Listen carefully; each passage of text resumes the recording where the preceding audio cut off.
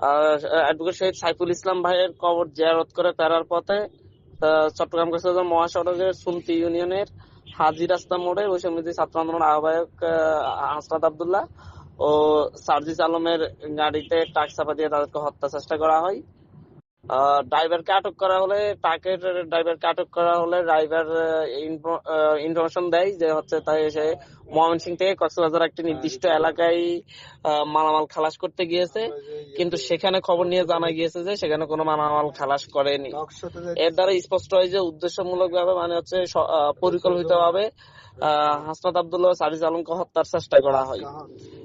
আমরা এর তীব্র নিন্দা জানাচ্ছি এবং এর প্রতিবাদে এই দেশের সারা দেশের মানুষ একসাথে সংঘবদ্ধভাবে প্রতিরোধ গড়ে তোলার আহ্বান জানাচ্ছি ভারতীয় র এবং হচ্ছে ইসকনের জঙ্গিদের।